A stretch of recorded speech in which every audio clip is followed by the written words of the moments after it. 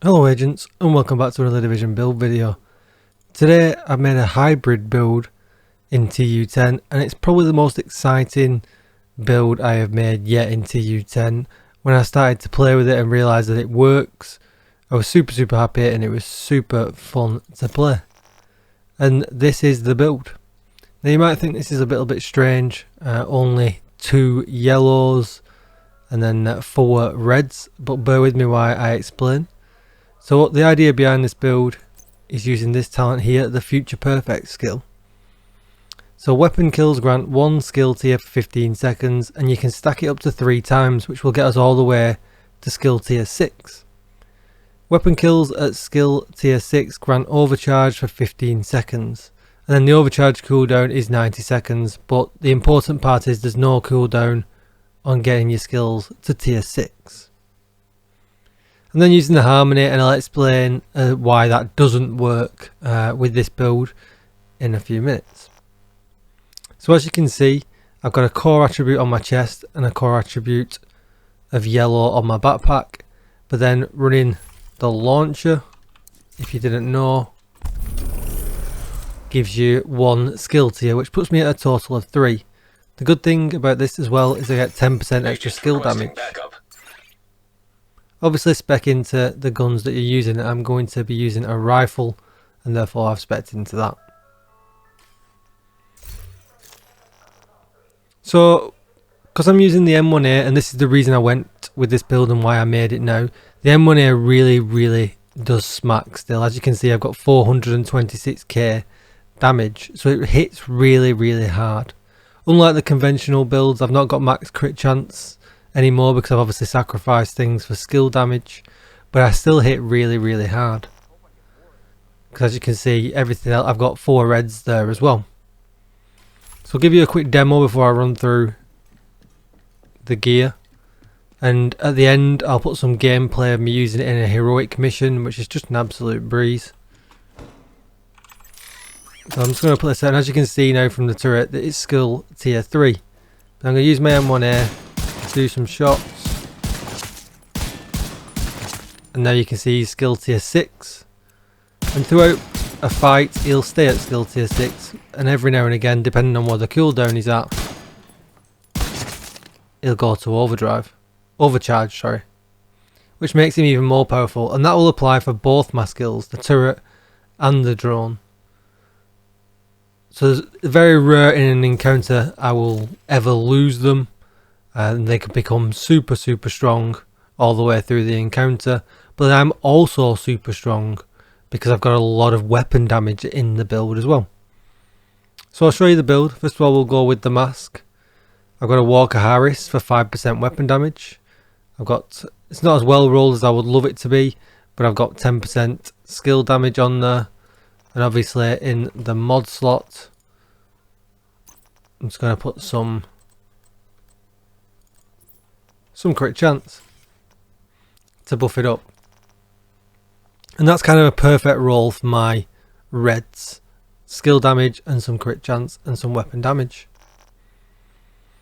Then we're going to look at my contractor's gloves. LMG damage, which we don't need in this build, but they become best in slot because of the 8% damage to armor. 15% weapon damage and then skill damage as well. Absolute dream scenario for this build. Then we're going to look at the knee pads. 10% rifle damage, 15% weapon damage, 8% damage to targets out to cover, and 10% skill damage. Arguably the best piece for this build. A lot of weapon damage and then some 10% skill damage as well. Then we're going to look at my holster. 15% weapon damage, got some skill haste. I would love that to be critical hit chance, to be honest, and then 10% skill damage. We're running Hanny U. 2 pieces gives us 10% skill haste and 10% skill damage.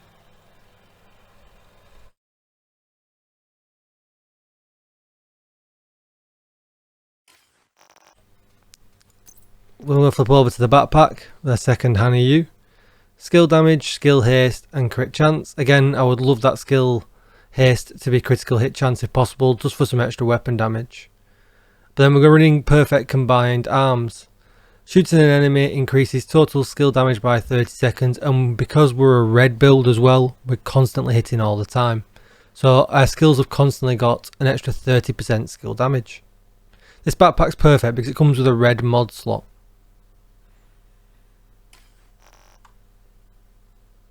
Now we'll look at the yellow pieces. I got really lucky with this wyvern.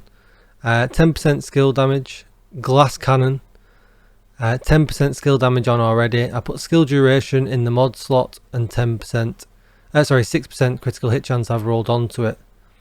If you get really lucky and get a skill damage critical hit chance on the attributes and then roll it to a red mod slot, that would be even better. But that's a pretty tough scenario to come by. But glass cannon, because all damage ideal is amplified by 25%. So that's all my skills and my weapon damage as well. As you can see, if we look at the turret, it's only a tier 3 turret right now, so it comes with 60% damage and 210% extra health. But that's going to go all the way up to tier 6. And if I just put it away so we can go into it and look what the stats at tier 6 will be.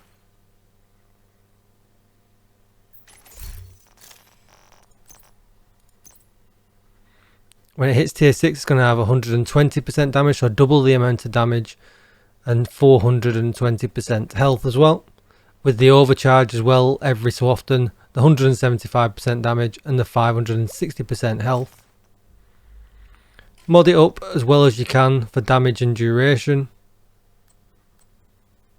or haste to get it back. It's very rare that you actually lose it though. Same with the drone, duration and damage and health for this one. Tier 3 gives us 60% striker damage with 210% health.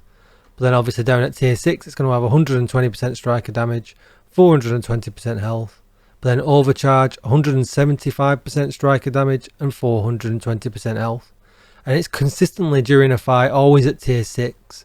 And then every now and again it'll pop into overcharge for some extra damage. If you did want to look at my M1A stats, I've still got a decent chunk of crit chance, 42% there, with 60% nearly of critical hit damage and 80% headshot damage, 8% armor damage.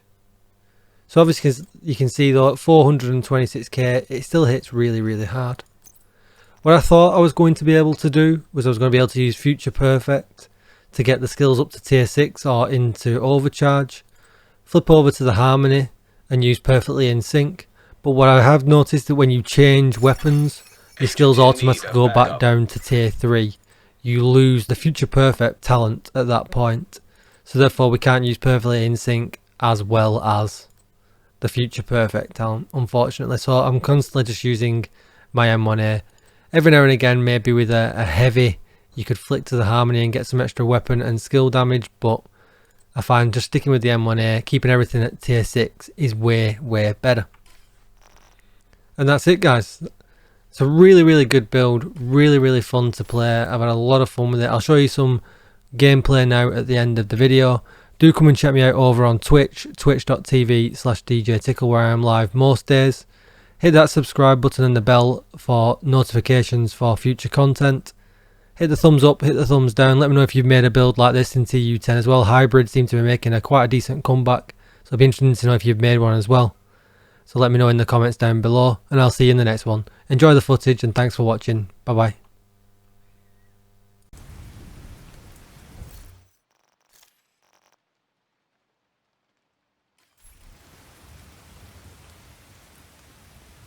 You're coming up on Dragov's outer perimeter.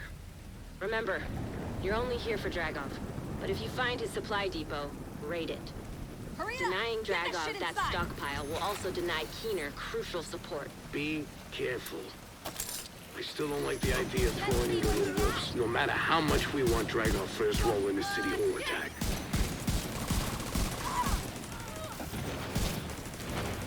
I sure wouldn't want to be you!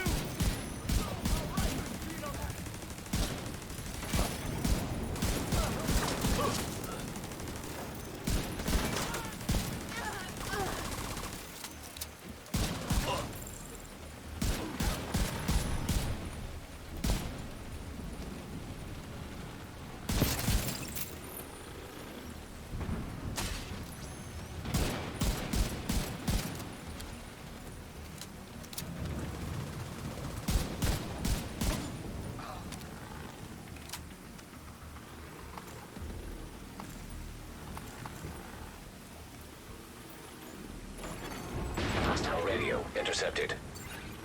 I hear gunfire. Report. Loading area by Broad Street is under attack. It's the division. Shell the gate. Use the ABC. Do not let them raid the stockpile.